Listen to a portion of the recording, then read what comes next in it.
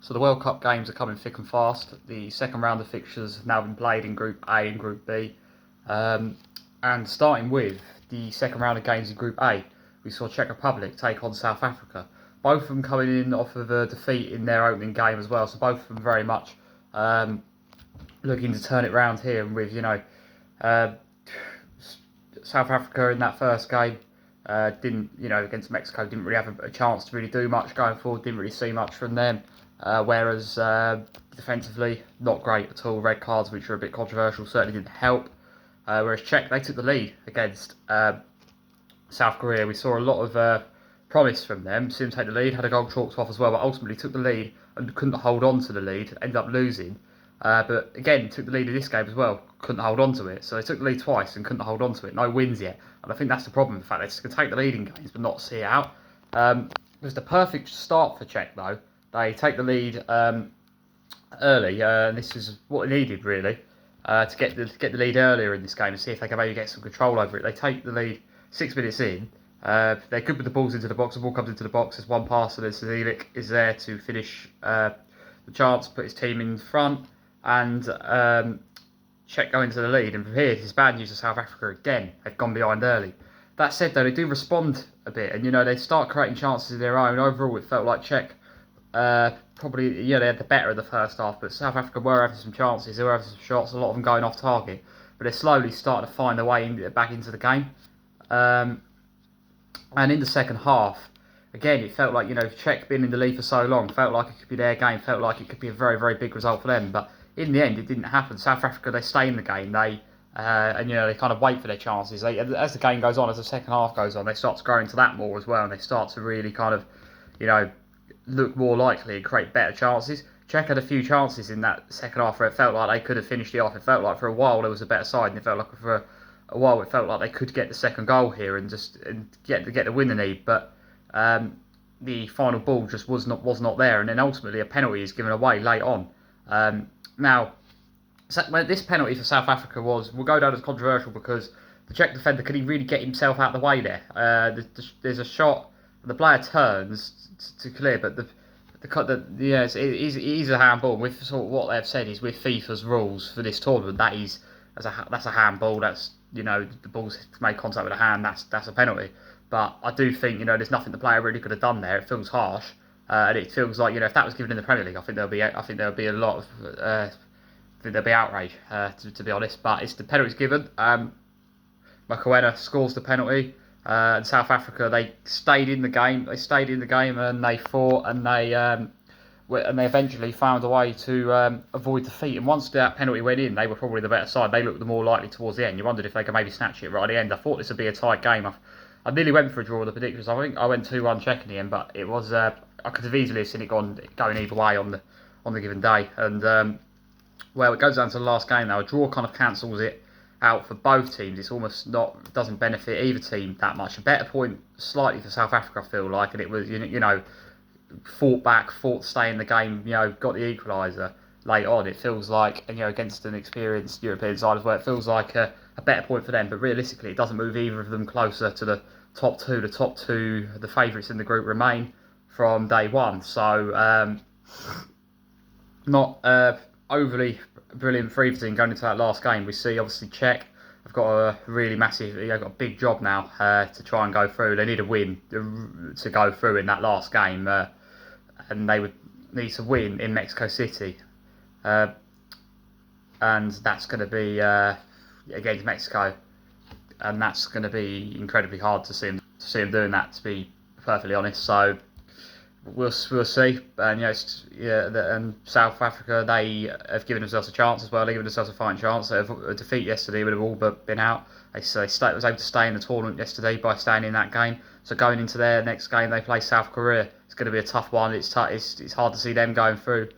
as well. But they both a draw does, with potential for three teams to go through. It does take it down to the last game. But especially with Czech having to playing an away game.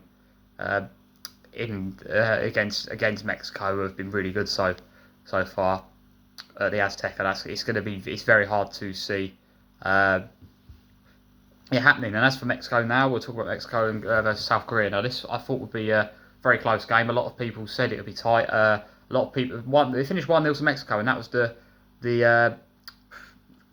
score, the most popular prediction I think for this game. And I did wonder if South Korea would score, because I think they've shown a lot of promise they've shown a lot of quality going forward in that opening game of theirs. But and obviously we've seen a lot from Mexico going forward in the first game as well. But ultimately it was very tight, and not really anything separated. And Mexico, I did wonder if them being the host maybe give them the edge, but ultimately them getting the win, they're through the group. They've got clean sheets in both games so far. They've been very, very impressive. I think they could go very far in this competition. They've topped the group now. That means that they'll have their first 2 knockout games at home as well, and that could be key. The home advantage always thought to be a big factor for Mexico this tournament. So far, it certainly has been. They've been very, very impressive. There's a tight game. South Korea had some chances. Both teams, chances fairly evenly distributed in the first half. Both teams having some. Mexico maybe slightly on top, and in that second half, very tight though. But in that second half, they do eventually find the breakthrough, Mexico. But the one worry with South Korea was from that first game, they showed they have a very good style of play going forward, looked very good. But the worry always was there is some defensive vulnerability, and it was ultimately a mistake from the keeper which led to the Mexico goal. So they're kicking themselves for that. Romo puts Mexico in front 50 minutes in, and from there, Mexico push for the second. There's moments where it looks like they're going to get the second, but South Korea, they stay in the game. There were some moments where it looked like they could maybe equalise towards the end. There's a good save from the Mexico keeper. There was a clearance off. There's like a big block right at the end. So they had chances at both ends, but ultimately Mexico. And a bit of a mistake for Korea, but ultimately Mexico do find the way through, which was the only real difference there. As for Korea, no need to panic. That last game against South Africa, they'll be favourites for. They just got to hold their own there and keep doing what they're doing there. They should be all right. Both of these two looking, like they will be. I reckon they probably will be the top. Well, Mexico is definitely top of the group. Yeah, both of these two remain in control of this group. So. Because of the draw. As for Group B now, there's the second games in Group B. Now this one going into was really tight games. This one was both 1-1s from that from the opening game. So really really tight group, but it really has come alive yesterday. Switzerland, massive game for them against Bosnia. Now of course Switzerland in their first game were very underwhelming against Qatar. They went in as big favourites for this group. Rightly so, because Switzerland are a team that have improved so much over the tournaments. The last few Euros, they've been really good at all of them. They've gone on some runs. They've knocked out some big teams. They've really, and they've become a real. They always qualify comfortably now. They've become like a real kind of recognised, big national team now. So there was underwhelming in that first game, and they go in this time probably with more expectation than they've ever really had to top this group. They've come in this time, not as the underdog now, as with a lot of pressure on them, a lot of expectation. That first game didn't go to plan, so coming into this game yesterday, there was a lot of expectation on them and a lot of pressure, I think, as well to get a result. No goals from open play up until towards the end of this game. The opening game had the penalty in, and Switzerland somehow could not kill the game off. So many chances against Qatar, had almost 80% of the ball, but could not put the ball in the back of the net. Again, as the game went on, they continued to dominate the game. Qatar, they just defended well in that game, and they stayed in it and took advantage of Switzerland not taking their chances, and ultimately got the equaliser in the last minute of the game. So massive blow for Switzerland there, not getting the 2 points they should have had there. They could have had on a different day. But coming into this game against Bosnia, it was always going to be tough, because Bosnia, we know they can cause teams problems. We know that through the playoffs, through the qualifying, they've caused big teams problems, and they're a team that's on a real run that's causing, it's been proved a lot as well. So, and good in their first game as well. The game starts, Switzerland are on top. Switzerland dominating the possession, not really doing enough with it though.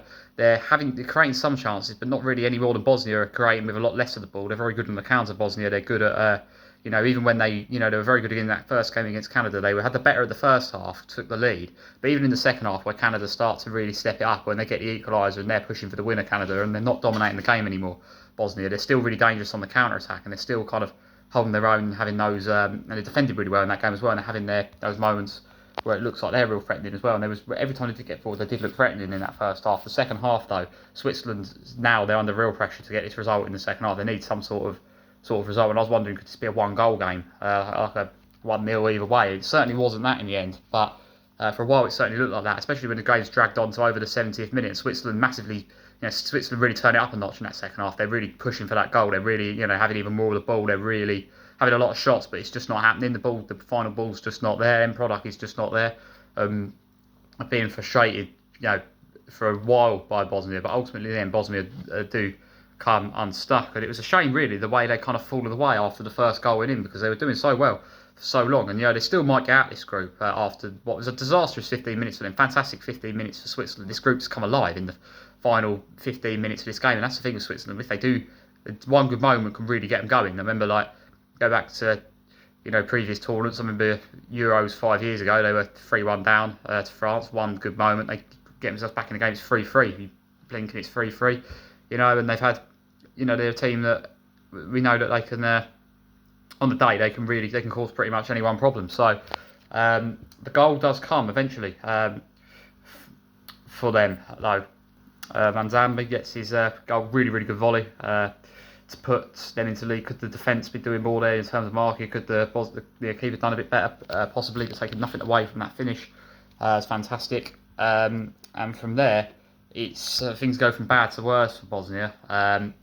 As very reckless challenge right on the edge of the box results in a sending off for them. Free kick gets saved, but it does not take long. Only a few minutes later, and then Vargas gets the second goal from Switzerland, and from there, going against the 2-0 up, going against the 10 men of Bosnia, it's a lot easier. There's a lot more space there to work with, and ultimately more goals come in the end. They get Manzambi gets another goal.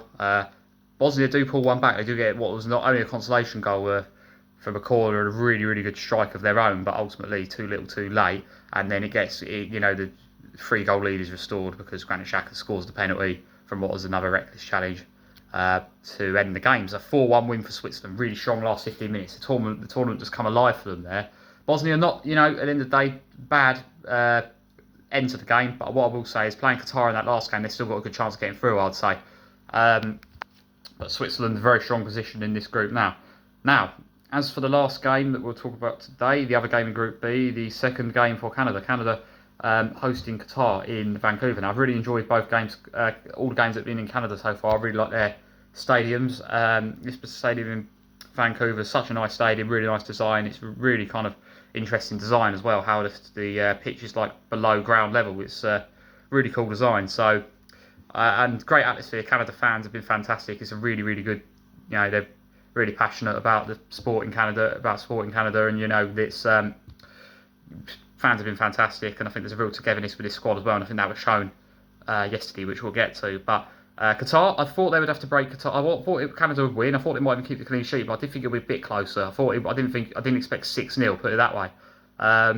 But which is what it was in the end. But I did think they would have to break them down, and I thought it would be maybe they'd have to work a bit harder for this based on Qatar's performance against Switzerland. But I think it's been shown now Switzerland were really wasteful in that game. Switzerland just had a really poor first game, and I also think that Qatar defended really well in that game yesterday. Didn't have an answer to anything Canada put to them yesterday. Canada were just excellent. They were brilliant from minute one. 6-0. What a way to win your first ever World Cup game. Absolutely fantastic. And completely wiped the floor with Qatar, to be honest. Can get the goal early, go 1-0 up. And it doesn't take long before Jonathan David gets the second, first of 3 for him, which we'll come to as well. But then, of course, sending off for Qatar. Again, it was and then they don't take anything from that free kick, Canada. But what they do is David gets his second right on half time. So going into the break 3-0 up is a very, very strong position to be against 10 men as well. Canada's are very much like times are just very much time to enjoy for them now. But unfortunately, in the second half, with that horrible injury, and I hate seeing stuff like this. No one likes to see stuff like this.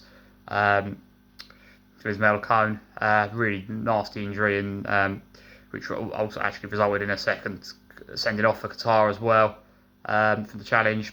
So that's a real shame that had to happen for them, and put a bit of a mark on what was otherwise a day of celebration, a fantastic day for the nation, winning your first ever World Cup game 6-0 on home soil. Can't get any better than that. But unfortunately, that injury did occur, and after the game, it shows the togetherness this Canada squad's got. The manager, Jesse Marsh, all his players, all the ones I saw in the interviews, they first thing, their first thoughts are with their teammate, and the thoughts go out to him because it was a nasty injury. But the day gets better for Canada after that. The player that come on as a sub for the injured player, Saliba, gets the fourth, and from this point, 9 men for Qatar. It's really easy for Canada. There's just so much space. They can basically just walk the ball into the net, and we see an own goal, and then we see Jonathan David complete a perfect day for him, getting his hat trick in stoppage time, and Canada win their first ever World Cup game. Get their first ever World Cup win with a 6-0 victory, which was so impressive. So poor for Qatar, but Canada were ruthless. They were so good, so impressive, and they've got themselves in a really strong position in this group now. I was so impressed with them yesterday. They dealt with the circumstances, the unfortunate circumstances, really well as well. Just thought they were excellent from minute 1 to the 90. They were fantastic. Almost 80% possession, 31 shots to Qatar's 2, no shots on target for Qatar. It's it was a shocking from Qatar, but fantastic for Canada, and congratulations to them on their first ever World Cup win. So that sums it up. The second set of games in Group A and B. Group A, not much changing in the sense that Mexico get the group topped, but the top 2 remain the same. Still them 2 in control, and Czech and South Africa got a real job to do in the last game. And then in this group, really, there was a major change in how it was looking. Very, very tight games in the opening games in Group B, but in the end, very one-sided matches today. So we'll see how Group C and Group D go tonight. We've got the other hosts, one of the other hosts, the United States are playing. We've got Scotland, Morocco, we've got Brazil playing again. Can Turkey or Paraguay, can they respond? So it's going to be interesting. Big games coming up tonight. So the reaction coming up to all that lot tomorrow.